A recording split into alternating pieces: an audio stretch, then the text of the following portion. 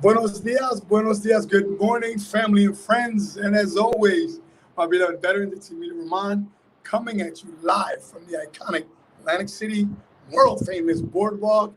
And Umara, my co host, how are you?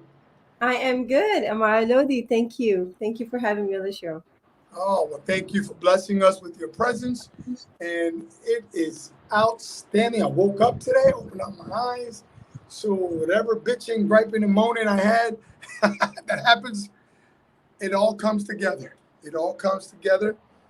And so it's interesting. Before we came on, I asked Umara, what are you grateful for? Right? And so Umara went ahead and go ahead, just share it with us if you don't mind. Yes, absolutely. I told Emilio that I'm grateful for Daniela and Emilio to stepping into my life and healing me the way they did. You know, we all have some broken part of us. We're like a cup which is cracked and things just seeping out of it, you know? And then someone in your life steps in and you don't even know that you had that kind of a crack and they fix it. And until and unless it gets fixed, you don't even realize that that crack was there. So I was that cup. Amen. Amen. Wow, how beautiful. Thank you so much for sharing that. And isn't that true? So this morning, you guys know I'm always transparent about my life, challenges, struggles. I mean, this is the whole reason we started the Facebook a couple of years ago. Like, not because, look at me, I have no desire for that. I've been there and done that. But because I find this therapeutic, right? I find sharing and being vulnerable uh, with an audience of like-minded people because we need each other, right? The whole thing that, we're an island to ourselves, see the water back here? None of us are like our good friend, the actor in the movie. Remember that? He was stuck in an island. Remember that? He was going crazy, and his only friend was that little soccer ball. Remember the little FedEx movie? No, it wasn't Tom Cruise. It was Tom Hanks. Tom Right? Hanks. Yep. Tom Hanks, the FedEx movie. So we need each other. And remember at the part of the movie where he lost the ball, where he was getting all set up, and he was like, it was, the word is personification. They call it in literature, personification, giving human qualities to something unhuman, right? So he gave all this, life to this ball because his spirit, his mind needed this other interaction because we are spiritual beings. We're connected to everything, He was connected to that ball. He saw that ball as something when he lost the ball, he lost a friend, Yeah, attachment, right? Attachment. Attachment. Yeah. He didn't realize that he was the one giving the power to the ball. He had the power in him. So, well said.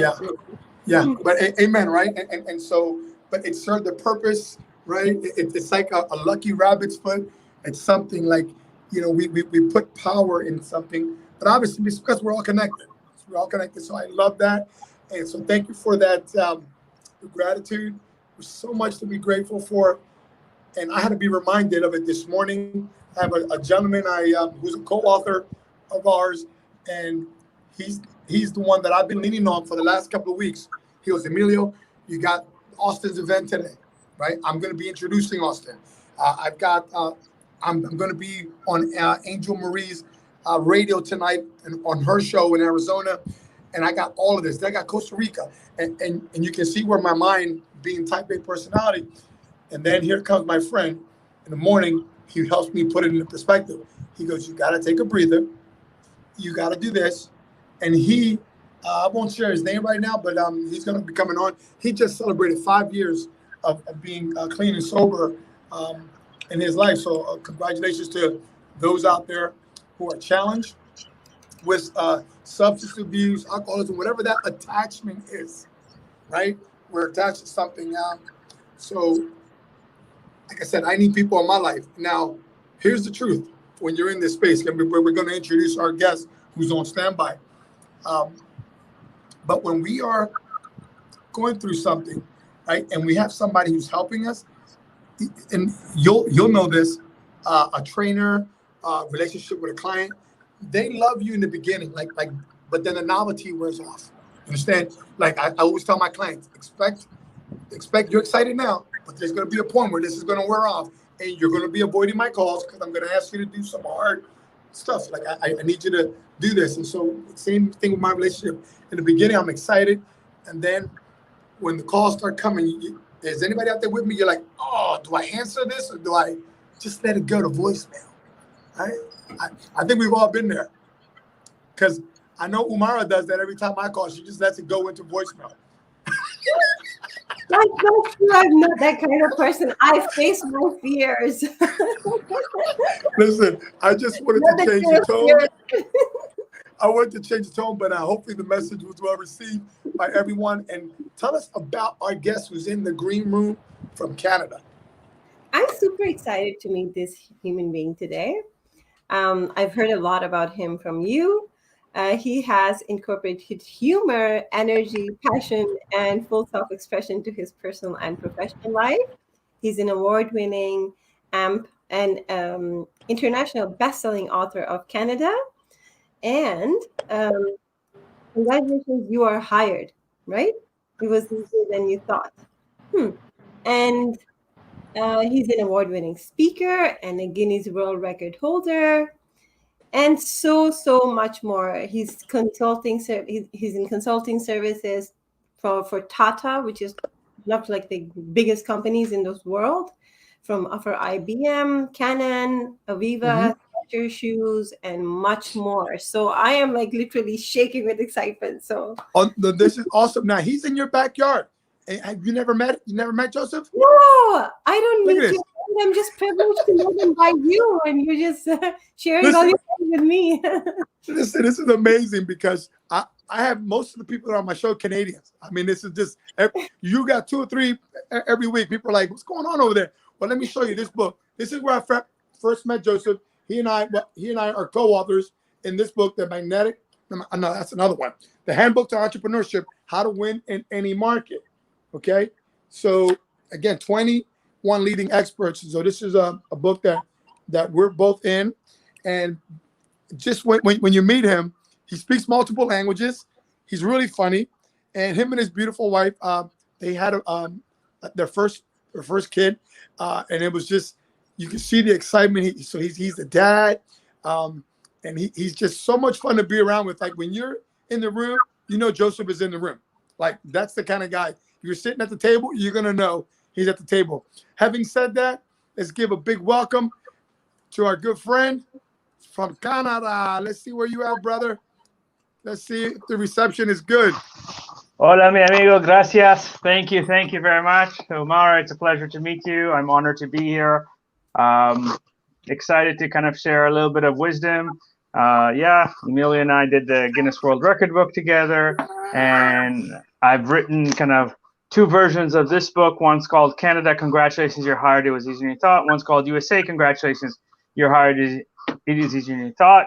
And I've kind of realized that my passion is to help people find their path, because not everybody is ready to be an entrepreneur. And even if you are ready to be an entrepreneur, sometimes you need to get a great job to be able to finance being an entrepreneur. So, you know, I've spent basically, as part of a quick history, I switched careers 9 times in my life because I didn't know what I want to do when I grow up.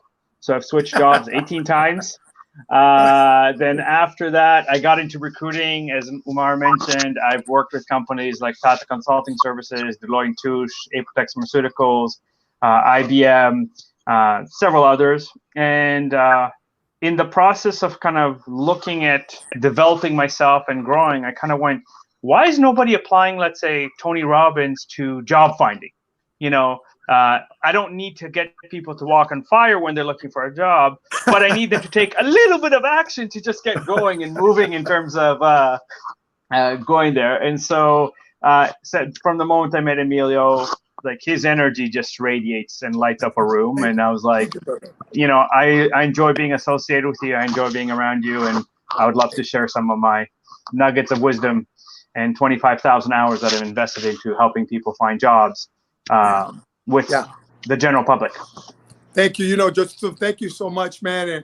And again, I really wish you were closer, because I know we would be hanging out, man, because you bring, not only you're funny as hell, you like to dance a little. You dance too, right? I remember we talked. You and your wife. I'm an avid salsa dancer. I've been dancing and performing for 14 years. I've competed for about 10 years. Yeah. So, and that's the one thing that right now is driving me crazy with all this Corona. Everything's shut down. I can't go dancing. It's like, that's my yoga. That's my kind of revitalizing energy kind of thing. Hey, you know what, Joseph? Thank you, brother. Hey, something, a question, a pressing question that I wanted to ask you regarding what you're doing with recruiting. I was talking with my wife, and we were reading over your bio. I said, let's go over Joseph's stuff, and because she has never met you personally, and we were coming up to the situation of like, how, since you're helping people with recruiting and all that, is that something that you're actively doing? And like, given this pandemic, like, how is that working? Like how are you helping people in that regard?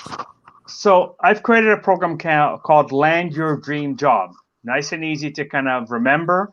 Yeah. And what I've done is I've kind of told people the secrets that nobody else is telling you. So for example, the majority of people, when they're searching for a job, even during COVID, use Indeed. Now, here's the thing that you need to understand about Indeed. Before COVID, Indeed had about 40 million users. That means that one job posting was getting between 350 and 5,000 applicants. When COVID hit, according to news reports, 60 to 65 million people between Canada and the United States lost their job. That means that the competition on Indeed went or increased 5 times, right? So if you had 350 before, you're now at 1,500 for one job posting. And most companies look at the first 100 resumes, go, we'll probably find somebody in the first 100, right? Now, most job postings in North America, for example, also write at the bottom of the post, don't call us, we'll call you. And the majority of people go, okay, I'll wait. But here's where you can be a little bit creative. You call into HR and say, I've been having issues with my internet. Can you please check that my application went through? The moment you call and ask that, they actually pull your resume and put it at the top of the pile because they had to verify that the resume is there. Now you already have them on the phone. So when you have them on the phone, you can give them the 2 or 3, here's the 3 kind of accomplishments you should know that I've done in order for you to consider me for this job, because I will produce more money for you, for example, or I will save you more money, I'll increase your efficiency. So now you've also given them those 2, 3 examples so that they're listening to you from, hey, wait a minute, maybe it's not just the resume, maybe we need to talk to this person. And since you have them on the phone, you can ask them questions like, when are you going to start interviewing for this job? And if they tell you in 2 weeks, go, okay, if I don't hear from you in 3 weeks, do you mind if I call you back to get your expertise and feedback on why my resume wasn't chosen? Now you've asked permission to speak to them again. So you've created that small step of taking action where you get noticed. Now, similarly, and this is where, again, nobody knows this, but if you, let's say, lost your job in May and you posted your resume on Indeed and you haven't touched it till today, you're probably on page 3,200. Nobody ever sees your resume, right? So most of the big databases like Indeed, Glassdoor, Career Builder, just to name a few, usually refresh their database daily between 11:45 p.m. Eastern Standard Time and 2:45 a.m. Eastern Standard Time. So before you go to bed, go into your resume, go anywhere on your resume, press space, and save it. The moment that you press save, you actually now a new resume. So you're more likely to be seen because you're not on page 3,200 anymore. You're actually on page 1 or 2, right? So I built a system to kind of tell people, look, I'm not going to tell you, yes, you should dress up for an interview because that's already given. I'm going to tell you why no one is hiring you. In the past 2.5 months, I've had 14 clients that hired me to help them find a job, of which 5 or 6 of them were kind of new immigrants to Canada with zero Canadian experience. All of them got hired within 2 months in their field during COVID, right? So COVID is just, again, yes, companies have downsized, and a lot of, let's say, retailers have been the one that let go of people, but there's now a huge demand for, let's say, someone to be in a call center from home where you can answer the phone on your computer, for example. So it's just a matter of knowing the resources and knowing how to shift your energy. Like you talked a little bit about this in the introduction in terms of the gratitude, in terms of this. If you're doing what everyone else is doing and expecting different results, isn't that the definition of insanity? Right. So like, you know what? You're giving us so much mind-blowing stuff, brother. Listen, I want to talk about, when we look at some comments, there is, I read in that you just helped 4 out of 6 people, your success rate. But I want to read some comments, but I want you, when you come back, tell me about that success rate. You got a high percentage. Go for it, Umara. Yeah, thank you so much for all that amazing value. That was good stuff. Interesting that they refresh their database, so that it's important to refresh your information. So Mandy joined. Welcome, Mandy. We have Avi today. So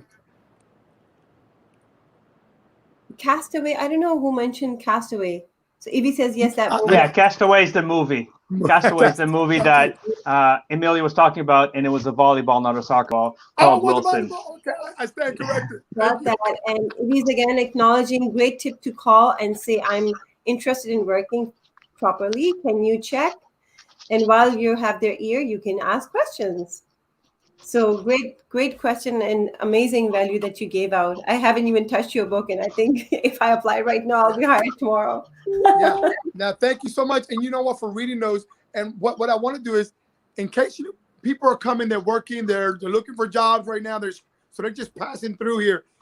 Give people your contact, because we want to make sure at least 2 or 3 times before we're over. What's the best way that they can reach you, Joseph?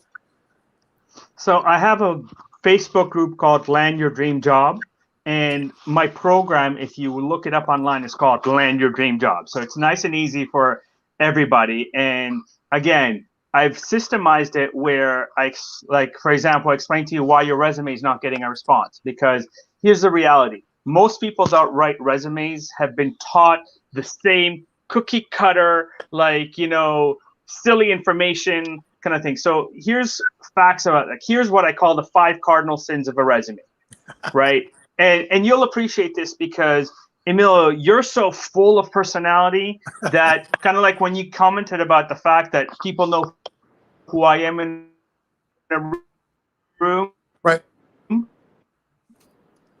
He froze up just a little bit. People remember you right away because you have that smile, you have that energy. Cardinal sin resume. Number 1, you use Times New Roman, Arial, or Calibri as a font. Everybody uses that font, so you look exactly the same as everybody else. Number 2, you use black circles, squares, arrows, or dashes as your bullet points. Again, everyone does this, right? If you remember the movie Legally Blonde, right? When she applied to Harvard and she applied to the internship, Elwood sent a pink scented resume. And everybody at Harvard was like, what the hell? It's pink. But they remembered it. Wow. Right? I don't say that you have to have a pink resume, but you can take your favorite color and change your headings. And that breaks the eyes from the black and white. And now you look differently. Because reality is that most people spend, or most hiring managers spend between 8 and 30 seconds reading your resume. That means they're looking at the top third to the top half of your first page of your resume. They're not looking at the rest of it. And this is where most people waste time and energy. Sin number 3, as I call it, is that you have a section called kind of career highlights, where you say, I've been working for 10 years. I'm hardworking, I'm dedicated, I'm committed, I'm a team player with excellent communication skills. I got to tell you, in 20 years of recruiting, I've met very few people that say, listen, I'm lazy, I'll show up late, none of my work will be any good, and I really, really hate people. Please hire me. The only time that you can get away with that is if you're related to somebody in the company or having an affair with them. Right? But you also have to understand that, let's say the word hardworking is extremely subjective, because let's say if you work in public accounting, during tax season, it's mandatory to work 80 hours. So what's hardworking, 100? If you work as a nurse, for example, and you do a 4-hour overtime shift because the other nurse hasn't arrived yet, are you less hardworking than the accountant? No, because the nursing has a different stress level and a different responsibility than accounting. So you can't tell me that there's a one-size-fits-all for silly words or subjective words like hardworking, dedicated, committed, team player, excellent communication skills. Right? And trust me, I've met a lot of people that don't have excellent communication skills, but they've been hired for some reason or another. Right? mistake number 4, in my opinion, is that people write resumes that are chronological or functional. So if you've been affected by COVID and you took a part-time job in a retailer right now, and that's the first thing on your resume, when employers see your resume, they go, okay, you're working retailer, you're not really relevant to the industry that I'm hiring. So, because the first information is the information that they don't need. And this also affects your scoring on the databases because you put the wrong. So I write a semi-functional. And then the biggest mistake or the biggest sin that most people make on a resume is that they list their duties and responsibilities. Now, let me give you an example because most people laugh when I give this example. If you're applying to be a receptionist somewhere and you tell someone, I know how to answer the phone, a potential employer should look at you in shock and go, really? A receptionist that knows how to answer the phone? We did not know that. Because unless you live in an igloo, a cave, or Mennonite, chances are you know how to press the green button and go, hello, how can I help you? Now, if you went to school or you worked as a receptionist and you learned how, and you answered 60 calls a day with 12 different lines, I can measure 60 calls a day with 12 different lines. I cannot measure, I know how to answer the phone, right? So, Emilio, yourself, you've published several books. Mm-hmm. I can measure that you've made your books best-selling. I can measure that you've published the books, right? I can't measure, hey, I'm a publisher, but I've never published a book. Kind of thing, right? So there's a level of relatedness. If you're running like a coaching program and you can say, here's the people I've helped, here's where they've gotten to as a result of my coaching, right? You have a track record, you have proof, because you asked me earlier, what's my track record? So I've personally had the honor and the pleasure of helping 11,000 people find employment. The fastest I've ever found people employment, and this is about 30 people, is 2 days. The majority of my clients have found employment in, like 90% of my clients have found employment in under 3 months, most of them in about a month and a half.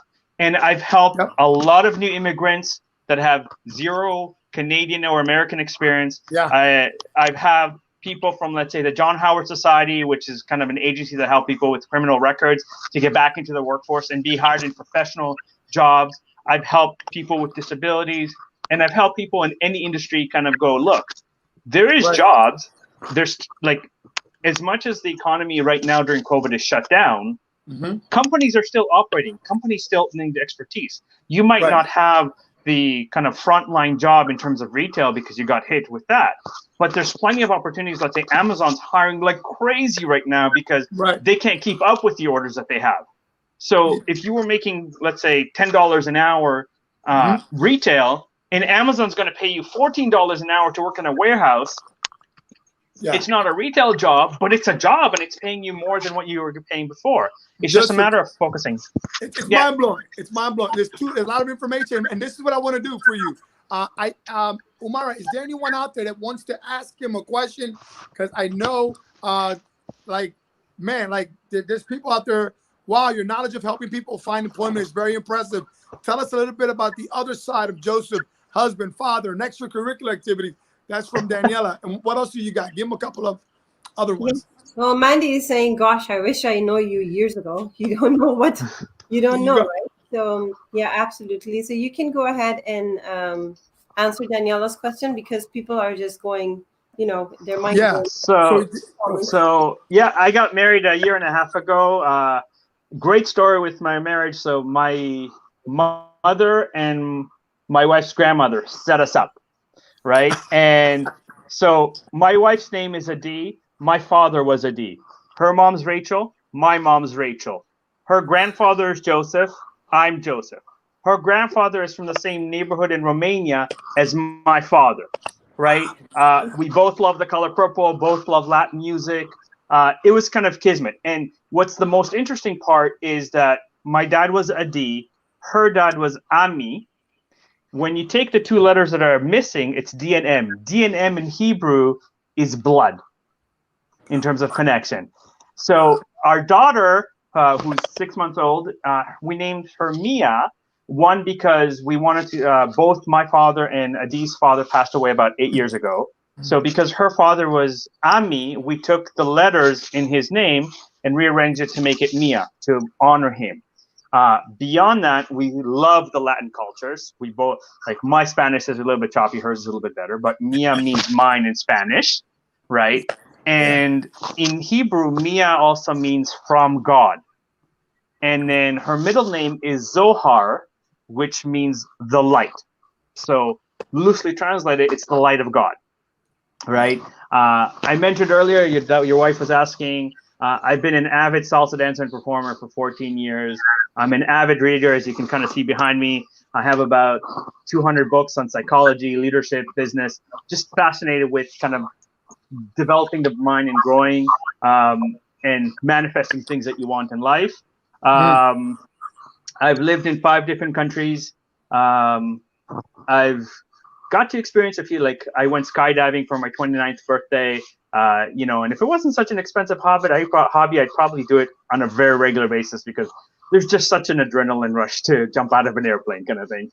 How many languages, Joseph? Because I know you speak languages.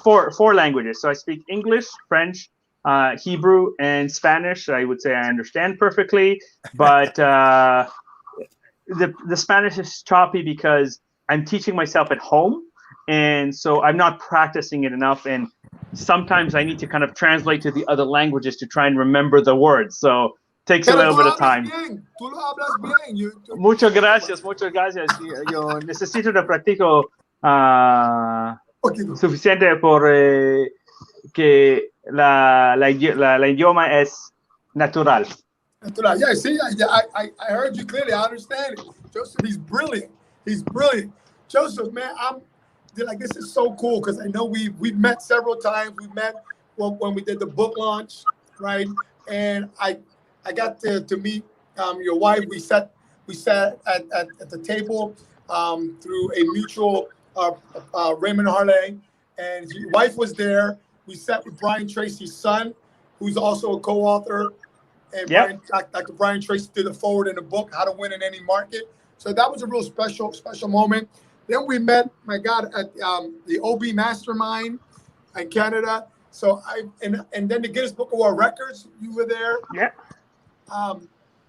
Just amazing. So every time I'm in Canada, I really like to be able to connect with Joseph because he really is he's very knowledgeable, as you can hear from just what he was communicating about the sins. And before we go into the finishing up the sins, you still got like 2 more or one? Well, I mentioned the last one, which was just listing your duties. You want to kind of give me the results. You want to highlight how good you are. That was the 5th one. But again, I'd say the additional sin, bonus sin, I'll call it that, is, the fact that most people fill in their resume with the action words like manage, direct, liaise. But here's the thing, the job boards or the applicant tracking system measure the technical words associated with your job. So if you're an engineer, I need words like quantum physics, thermodynamics, circuit boards, parallel energy, whatever kind of, I need the technical terms of the job, not managed, directly, communicated, there, because the databases don't look for those words. We've been taught for some reason to populate a resume with that, and then people go, there's no jobs out there, nobody's responding to me. When I get that, when somebody says I've sent out hundreds or thousands of resumes, there's no jobs out there, I say your resume sucks and you don't know how to look for a job.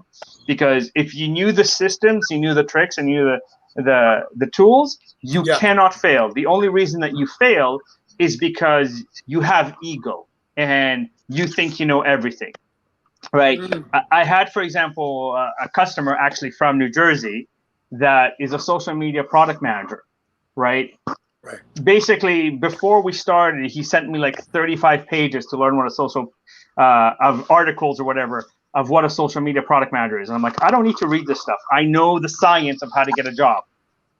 So I wrote his resume. I wrote his cover letter. I gave him some interview tips. He didn't really want to listen to my interview tips. I wrote his resume and LinkedIn profile. Within 2.5 weeks, Google, Facebook, Twitter, and Snapchat called him for an interview. Right? Google asked him a question like, how would you improve one of the email servers? And he was like, I didn't know what to say. I was stumped by that question. So when he called me and gave me the feedback, I'm like, well, here's what I would have said. I would have said Hotmail was one of the best email servers back in the day. for some reason, they've changed their filters that when somebody sends you an email, it almost automatically goes to junk mail. Not only that, but they haven't upgraded the ability to attach larger files to their email server. So a lot of people have stopped using Hotmail as their primary email. So if I was a product manager, I would look at the settings of Hotmail to make it so that emails don't go to junk, and I would adjust the file size that they can attach so that kind of Hotmail could come back to life.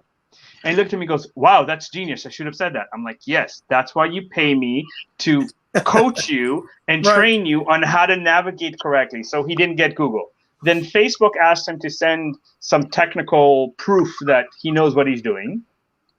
And he was busy and didn't send it to them for 2.5 weeks. And Facebook was like, are you serious? We're Facebook. You don't make us wait for 2.5 weeks. We're not hiring you. And so he burned his bridges with the 4 largest social media companies because his mindset was, I know everything. I know how to find it. Like, even though I've been self-employed for 10 years and I need to make a change or a shift in my career right now because the business is not going the way that I want, I wasn't questioning whether or not he knows his technical stuff, because obviously when I wrote his resume, the results he produced spoke for themselves. But part of it is understanding if you're going on interview after interview after interview and nobody's offering you a job, you're not making it to the final 3 candidates, you're not interviewing correctly. You're not impressing them. So you might think, well, we spoke about music for 20 minutes and it was a great conversation. Yeah, but if music has nothing to do with your job, don't spend 20 minutes talking about it. It has no relevance to it, kind of thing. Yeah. Right. Wow. So it's important to build that rapport, but not to have your entire interview about that rapport as opposed to highlighting the value that you have to offer, right? And the exposure that, you know, like Emilio, using yourself. Sorry, Omar, I don't know you well enough to kind of reference to you, but, you know, if Emilio, you're talking about people coming being authors in your next book, right? You have to tell them, here's what they will get as a result of being part of the Spiritual Fitness Academy or series of books, right? Where you can say, I'm going to make you a best-selling author. I'm going to give you an interview here. I'm going to expose you there. So now they kind of go, okay, this is what I'm getting. It's worth it for me, right? Like a lot of people, when they go to an interview, kind of go, yeah, I know how to do this, and I'm really hardworking, and I have excellent communication skills, and I love music. What does that have to do with anything in the job? Unless you're working in the music industry, like the fact that you love music has nothing to do with anything, kind of thing. Yes. Wow. You know, Joseph, it's interesting because you answered the question before I even, you know, you answered it before I even asked it, because I was going to ask you, you're in Canada, I'm in the US. Is there a slight difference with this process, or it works the same way across the borders? And you answered it. Pretty much works and guaranteed in North America. It's worked in Europe as well, because I've coached clients in Europe as well. And some in Asia. There is slight differences depending on where in Asia or where in Europe. Because let's say in Asia and Europe, they do a technical interview first. Whereas in North America, they tend to do a behavioral interview to kind of see that you fit, right? And can I share a quick little story? Go for it, brother. Go for it. So my brother was finishing his 3rd year mechanical engineering, applied for an internship. By the time one of the companies responded to him, it was going to be more of a paper pusher job, and he already registered for his 4th year classes. So he asked me to cancel the interview. I decided to go in as my brother. I studied economics and business. The only thing I know about mechanical engineering is what I wrote for him on his resume, right? My first interview, there was 100 students from 4 major universities from Ontario. Within 45 minutes, human resource called me back, said, we love you. We need to come back for a second interview. I was like, all right, let's see how far I could take this. My second interview was with the manager of the department that I potentially work with. Now, I spoke the truth about my brother's resume. So my brother was on a team that designed a wheelchair for 3rd world nations that uses a tank chain so it can go on any terrain. He came 2nd in Ontario for the best mechanical engineering product of the year, won $500 from a major bank, told the manager I studied thermodynamics and quantum physics. To this day, I have no idea what those are. Didn't even leave the parking lot. Manager called me back, said, I adore you. I need to come back for a 3rd and final interview. Out of 100 candidates, I made it to the final 3. I was the first one in at 8:30 in the morning. Manager walked over to me and goes, here's your offer letter. The job's yours. All you have to do is pass this mechanical engineering test. I look at him. I look at the test. I look at him. I look at him. I'm like, I can't do this test. Manager looks at me and goes, I know you're nervous. Let me help you. He solved the first 2.5 questions for me. Right. I looked at him. I'm like, listen, I am so sorry for wasting your time. I guess I'm a lot more comfortable with the design than I am with the calculations. I'm not the right candidate for this job. Thank you for the opportunity. Manager followed me to the car and begged me to take the job because I'd interviewed that much better than every other mechanical engineer. Right. Now, this is where in North America, because the first or second interview goes through HR and kind of before you get to like the final decision, a middle person or whatever, perhaps a team member or whatever, they're not necessarily asking you a very, very technical interview. Now, if you are, my system still works with the technical interview because the way that I've designed my system, especially for interviewing, it doesn't matter if you do it left to right, right to left, middle, right, left, middle, left, right.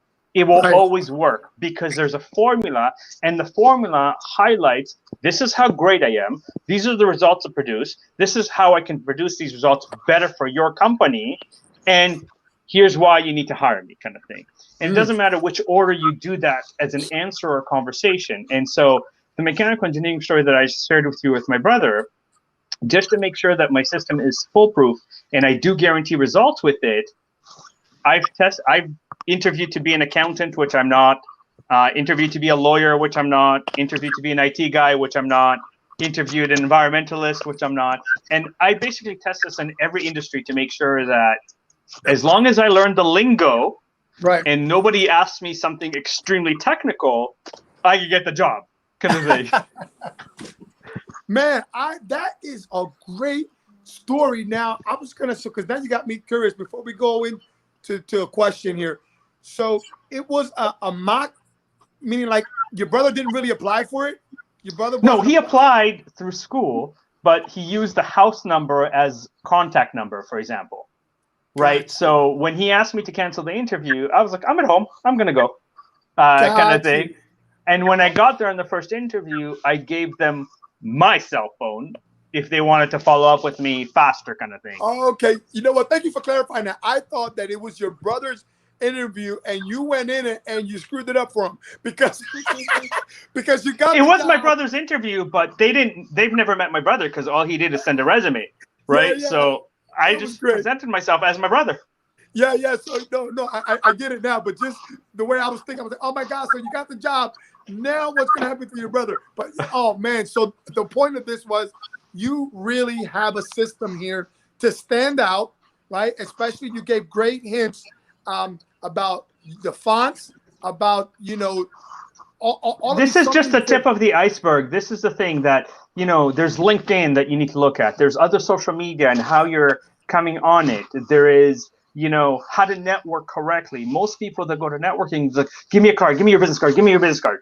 But they don't think about the importance of the connection, the relationship, the time spent, because you know how many people like hear me talk, let's say to you at a networking, like, "Ooh, you sound important. Give me your card."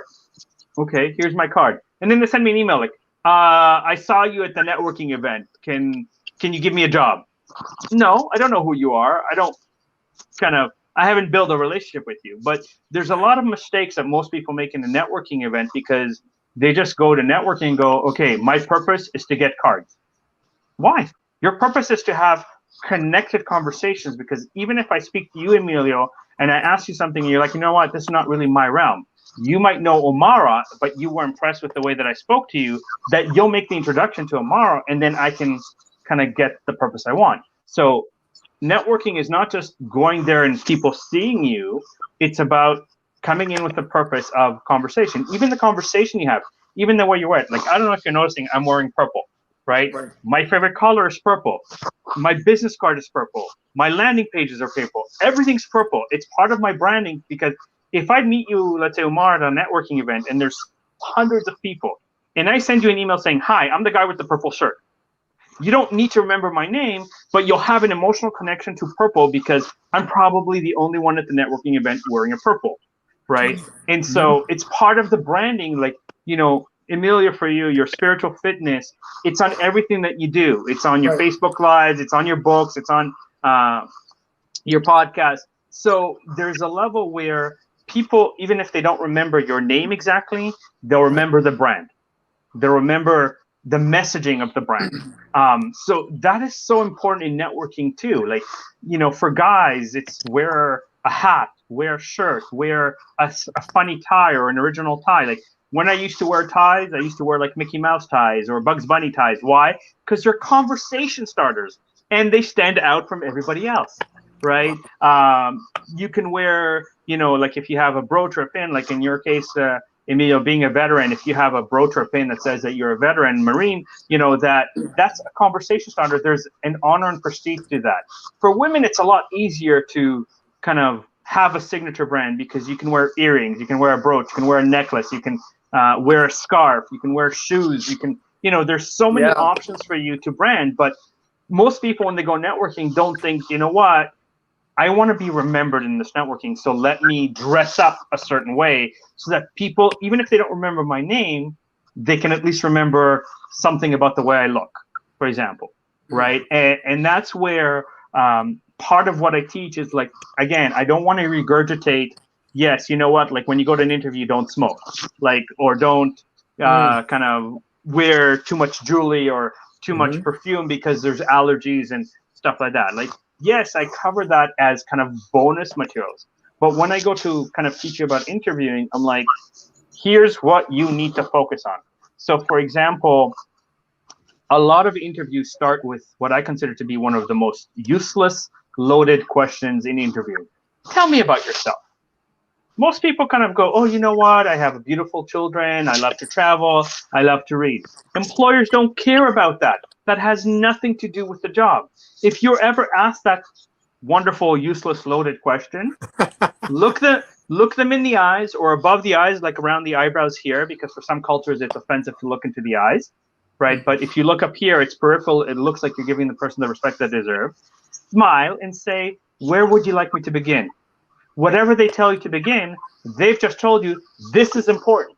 This is what you're going to be on the job. Otherwise, we wouldn't care enough to ask you about it. Similarly, if you give an example in an interview and your interviewer says, can you expand on that example? Or can you give me a second similar example? They've just given you a huge hint. This is what we need to hear. This is what will get you hired. Because otherwise, they wouldn't ask you to expand. They wouldn't ask you to give a second example. Right? And again, these are the things that, because I've spent 25,000 hours learning this, I want to give this to people so that they're not wasting 6 months to a year finding a job, being stressed, being anxious, worrying about how they're going to pay their bills. I'm kind of going, look, if I can get you hired in a month, right? And my program right now, I'm doing kind of a Christmas special, is $97, right? It's normally $1,800. Like $97. Start 2021 where you get hired but let's say by the end of January. Right? What's that worth to you in terms of salary, in terms of family, in terms of peace of mind, in terms of dealing with stress, anxiety, and everything like that? I'm kind of saying, look, I've given you everything. So even if you don't know where to begin to look, like let's say you don't know employment agencies, I've given you the top 300 in the US. Right? You don't know job sites other than Indeed. I've given you the top 300 in the US. I've given you the top 250 in Canada, kind of thing. So you don't have an excuse to say, well, I didn't know where to look, right? Okay, networking. You understand the importance of networking, but you don't know where to network. I've given you a list of going, here's the kind of categories where you can network. And depending on where you live and what you do, you should kind of go to these kind of things, right? And also explain to you how to search for networking events that are related to your field, right? Because if, let's say, you're an environmentalist, going to, let's say, programmers networking event, probably not the kind of the right area for you to be in. But, simple things like Eventbrite, Meetup, type in environment and find events with the word environment in them. And then make sure that it's actually environmental, not we're talking about environment, like, what's the environment in New Jersey right now kind of thing. Like, take 2 minutes to read, and all of a sudden you're using resources that you didn't use. You're not just sending resumes online. You kind of have multiple resources working for you. And because of that, you cannot fail, because all of a sudden you're being noticed by the right people. You're having the right conversations, and life's beautiful, kind of thing. Joseph, I mean, like, I got 2 questions, but I know that Omara, there's got to be something coming in. But before I forget, on the back side of this, Joseph, before we check, I want to know, is that $97? Don't answer now. Wait for her. $97. Is that US or Canadian? US. Okay, so okay. And go ahead, Umar. 97 US. There's no upsell. So this is not one of those pay $97 and pay me $5,000 and pay me. It's $97. No extras. Just $97. Okay. All right. Thank you, brother. And yes, well, thank you so much, Joseph. You are an amazing human being. You've given us so much value. Thank you. And we have so many more questions along with my 3 burning questions as well. So. I love the questions. So before we forget, let's take a shot now, because I'm gonna forget. Joseph, give me a silly face, or give me let's all take a shot. We're gonna screenshot this. All right. Ready? Did you take that, Amara? Let's do this again. Let's do it one more time. Okay. Right, let's do it. Ready? I'm gonna make a video. You gotta make that sound again. Okay, so Daniel, let's do a screenshot. Ready? 1, 2, hang on. I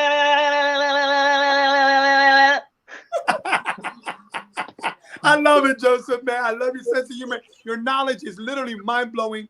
You have given me, my God, if I wasn't self-employed, my God, I'm ready to do resumes and ready to put on a picture. Emilio, and think about it this way. You're a veteran. I know that you're very involved with helping veterans kind of leave the military and get into the private sector.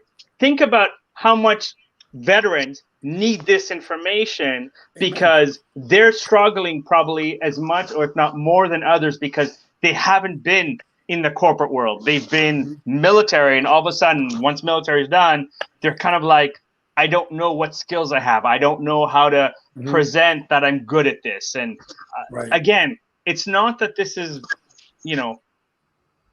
advanced, physics. This is very simple. We'll call it common sense that most people have never learned or understood.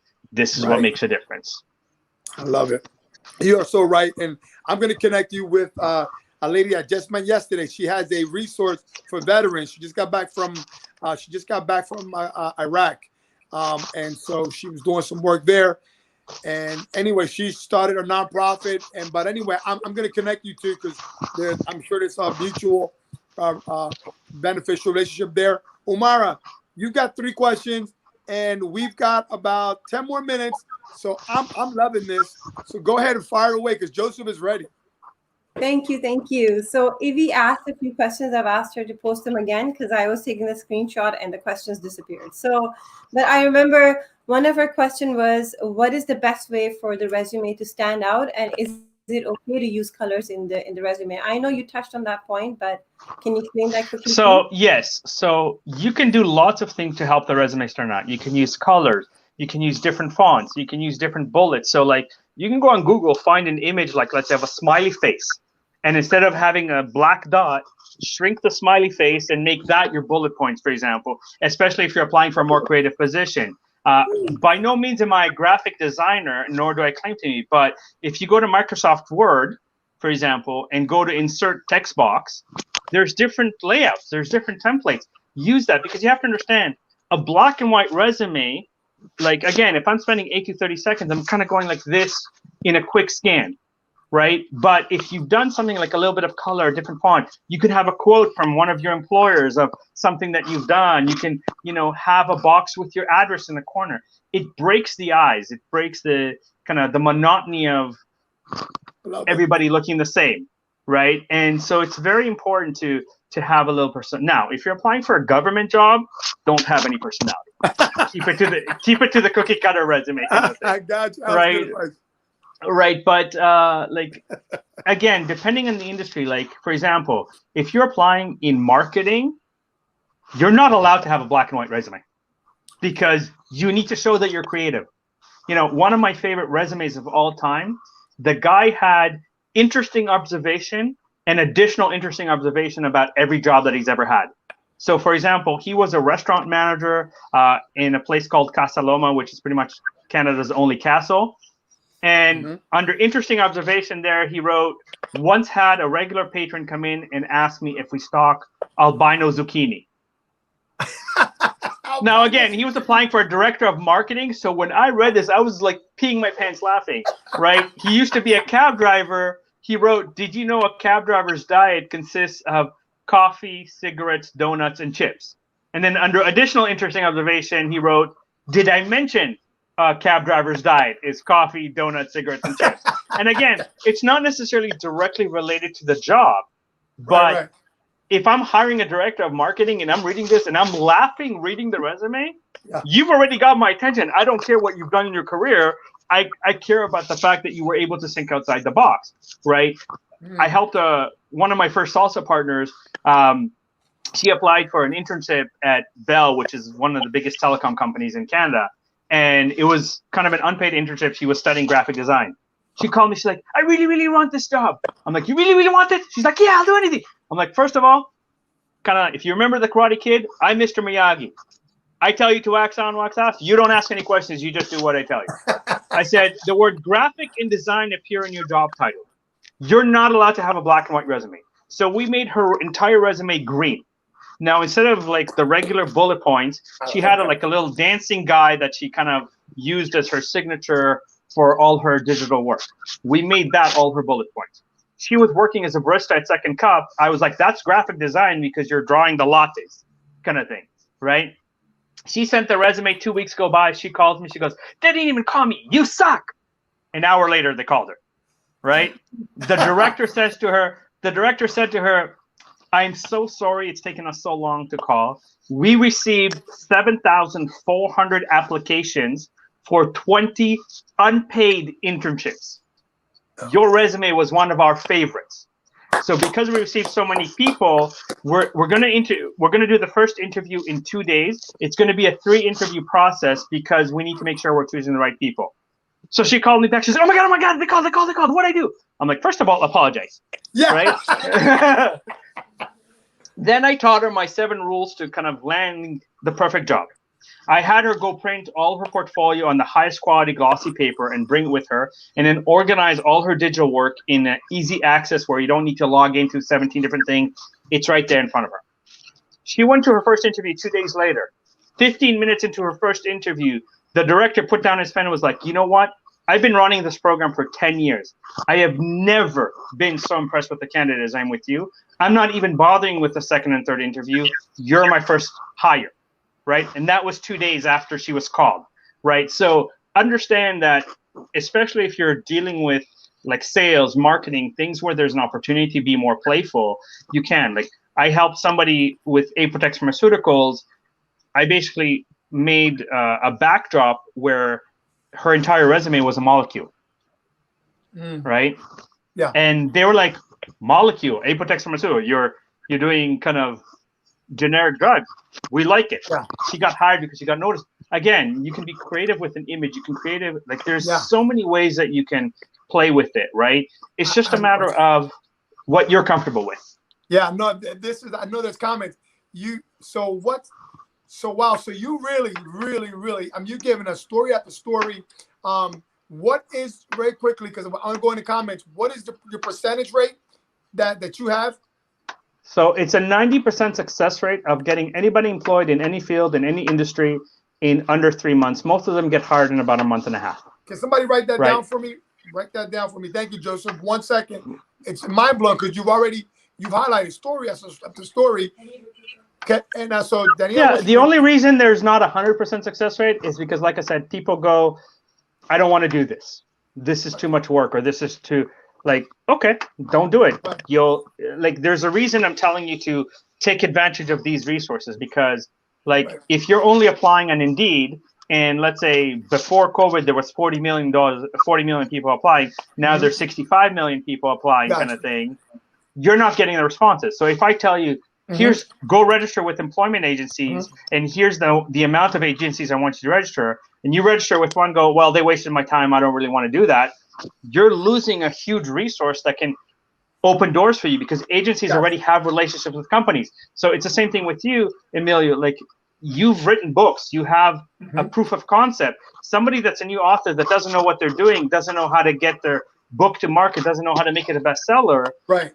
There's an advantage to come to you because you bring that level of knowledge, expertise. I've made the mistakes. I can prevent you from making the mistakes too, kind of thing. Amen. I appreciate that. We're gonna go comments, man.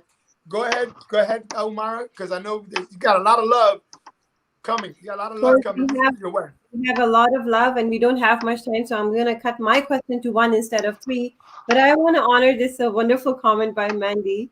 And she says that a certain job that I'm currently in, I actually burned the paper to make it look ancient before I added resume content, which reflected what the employer was looking for. That is awesome, and that's very creative, and I acknowledge you for that, Mandy. Yeah. So just because we're on the very end of our call, instead of asking a lot of questions, and a lot of them you already answered to, I'm going to ask a question to match your humor that you brought in today. Absolutely. So that is, if you were to select a song for your life to tell where you are at in the moment in your life, which song would that be? You've put me on the spot because I'm very eclectic in my music. Like, I have a 160 gig iPod with every type of music, including cultural. So I have Arabic music, I have Hindi and Punjabi. Not that I necessarily understand the words, but I enjoy the beats. So I will go with an old classic, Tom Cochrane, "Life is a Highway." Wow. Here we go. Okay, I'm going to throw in one more question. I think you're a wonderful book lover and you have so much wealth of knowledge. What inspired you to write the books who was the author who inspired you to write the books that you wrote? I don't think that it was necessarily an author. Like, the reason I wrote, let's say, Canada, congratulations, you're hired, and then wrote the USA, congratulations, is because I was working for a company that owns private colleges, and I was so disgusted with how shitty their career services were that I was like, you're charging $10,000 to $25,000 per course, but then no one's getting hired. Or like, somebody, let's say, studied business, they're getting hired at McDonald's. The college is getting a letter saying, look, we got them a job because their college helped them got hired at McDonald's. And I went, no, that's not right, because they could have gotten hired at McDonald's without your college education and spent that amount of money. And I was kind of very frustrated because I'll kind of speak here. When my father first came to Canada, my father built all the highways in Ivory Coast. My father did $1 billion project in 1980 before people understood what $1 billion was. When he came to Canada, he was fluent in 10 languages. He applied to be a kind of civil engineer, couldn't get a job for 9.5 months. He finally went to a small construction company and said, I will work here for free for 2.5 months. If during the 2.5 months my work is not as good as any Canadian project manager, you don't pay me and you fire me. But if at the end of 2.5 months my work is as good as a Canadian project manager, you pay me for the 2.5 months I work and you hire me full time. Within 3 weeks, I made him a senior project manager for the entire company. And so because I've experienced this with my family, because I've experienced this with people that are close to me, I kind of went, I'm tired of this bullshit where people are coming to Canada for a better life and being told, it's great that you were a doctor, but we don't recognize anything you've done and we won't hire you. And so my purpose was to help people get over the frustration. You know, because I've switched careers 9 times, I've gone through that where you're searching for a job and you're like, I'm perfect for this job. Why is nobody talking to me? And I'm so tired of this kind of cookie cutter, oh yeah, you should do networking, it's a good idea, it will help you get a job, bullshit that no one's getting you, that's not helping you really get anywhere because no one's giving you the insider information on what to do and how to do it. And so I want to be kind of, you know, a disturber by kind of going, I want to change the system. Yeah. Right. So let's suppose if they're immigrants and they're coming with no experience, can a resume help those people who don't have an experience but all the knowledge and education? A lot of the people that have helped the 11,000 are new immigrants with 0 Canadian experience, and they've all been hired in their field. Wow. Wow. This is a man. I'm telling you, you.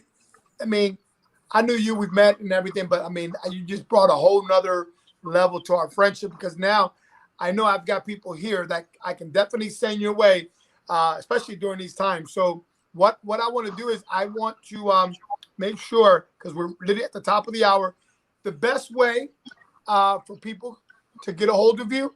So we got about another 40 seconds. Best way for people to get a hold of you. Again, land your dream job is kind of my Facebook group. It's my program for $97 US. You know, my company is called the Celebrate Group. My name is Josef Stetter. You can find me on LinkedIn. You can find me on Twitter. You can find me on Instagram. It ain't that hard. And Amelia, if they know you, or Mar, if they know you, they can always connect through the degrees of separation and say, hey, I saw the show, and I'm happy to kind of guide them and help them, because again, at $97 instead of $1,800, like, I'm basically saying you're going to get hired in a month, month and a half. I guarantee results as long as you do the homework. I can't do more than that. I can't actually go to the interview for you, right? So which you've done. Yes, which I've done. Yeah. Listen, brother, I love you. You are a gentleman and a scholar, and you have helped many people, and it is your mission. I can tell. I can tell in your story, especially when you share your dad's story. This is something that you didn't just come up with this and you thought it was a good idea. This really resonates at your core of who you are. You are on the mission to help people gain employment and to make that transition from wherever they're at to so they can. Or even if they're employed, but they can get a better employer. Sadly, 80 to 90% of people in North America hate their job. And the number one reason they hate their job is because they're being treated like shit.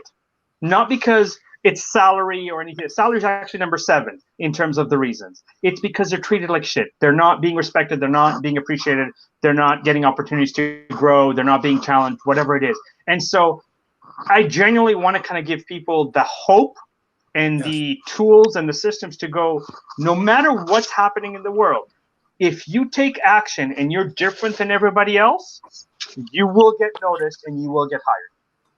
Awesome. Thank you so much, brother. Everyone say bye. Joseph, thank you so much, brother. Con mucho corazón. Gracias por tu tiempo. Muchas gracias a tú. Yo soy, okay, now I forget the word. So honored and flattered that you've given me the opportunity to share. I would love to kind of share again if you ever need. I'll share different stories and kind of different things, but you know, thank you from the bottom of my heart. Hey, gracias, hermano. We'll talk on the other side. Thank you, brother. Thank you. God bless you. God bless. All right. We have wow, Umara, we're over our time here, and but what do you think about Joseph? Oh my! He's offering his services for $97 US, but he gave out so much value. And I'm definitely gonna reach out to him myself as well. Why not? Yeah. Because everything is in COVID, and he also mentioned that you can also get jobs that you can do at home, or you can be unhappy with the job that you are currently doing. So as an entrepreneur, I believe in me putting my eggs in different baskets, not in one basket. So he's definitely a person that I will be recommending, and such a wealth of knowledge. Yeah. Thank you so much for that. And so this is my wrapping around this whole perspective. Imagine if Joseph gave you so much for $97. Okay, if he gave you so much, can you imagine what the paid stuff is like? Does that make sense? So he gave you so much for free, because I know Danielle's taking notes. Imagine what $97 US. And by the way, I don't get a percentage of that. Umara's not getting paid for this. We just want to love on him because he really is on a mission. And if you watch this show, and if there's anyone in your family or any friends or coworkers that are struggling to get a job, I think it just makes sense to share this post with them. I don't know about you, but if you care about somebody, sharing is caring. Anybody agrees? Absolutely. So listen, we're going to end the show, but we have lots of guests on. We've been doing this for about a month now, and no one's really talked about employment. We talked more about self-development and spiritual, which is so important, staying grounded. But Joseph really brought it home today, because without the financial piece, without having a job, without having an income, it makes it challenging to kind of keep your spirits up, right?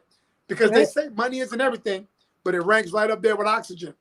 Yeah. So, okay. So listen, Umara, last words. Well, last words in COVID, a lot of people are at home and binge watching Netflix or overeating. I would rather say go get the job of your dream. And thank you again for bringing your friends on this platform and introducing them to the whole world so that they can get the benefit as well. Thank you Hey, for thank you so much. And I've got so many more Canadians in your back door that I'm going to be bringing on. Isn't that crazy? They're right in your back door and they're my friends. Exactly. Lucky us. God bless you. All right, Umar. I'll leave you guys with Hello, this. everyone. I'm Emilio Roman. I'm America's #1 spiritual fitness coach. My name is Anilda Davila, and it's an honor for me to know Emilio Roman. I met Emilio through Austin Jane to be part of his co-author network project, Spiritual Fitness Survivor. And to me, it was like a divine connection. Hello everyone, my name is Ivy Perez and I am a certified transformational life coach. Now I believe in the power of vulnerability, and over the course of the past year I've been sharing my journey, my story on social media, and Emilio Roman actually reached out to me because of doing that and asked me to share my story, and becoming a part of the co-author network and becoming part of this book, the Spiritual Fitness Survivor book, not only has given me a platform to share my story, it has given me the ability to voice my journey, voice my story so that I can empower others to do the same. Emilio has done a lot for me. This is actually the second book that I'm in, and it has been an amazing experience, all because of him. So the first one was a great experience, but when he approached me about doing a book with him, that was a no-brainer. Not only is he great at the publishing and doing the book, the support and tips that he gives you along the way are amazing. Even if you're not looking to do a book deal, if you're looking to grow your business, if you're looking to grow yourself and just be a better person, Emilio is definitely the guy that you want to follow. Hi everybody, my name's Karen Drosnis, and I am a co-author in this magnificent book, Spiritual Fitness Survivor. I met Emilio Roman through a really good friend of mine, and immediately our energies connected. He is extraordinary at what he does, and trust me, you will never feel alone when you work with Emilio. I happen to agree with a good friend of mine, Bridget, who says, even if you would choose not to write in the book, Emilio is someone you must know. I had been planning for a long time to share my story with everyone and the world of overcoming traumas. And then the next thing I know, I just opened my hands up, and guess who jumped in them? Emilio Roman. Thank you so much, and please connect with Emilio. He is beyond amazing.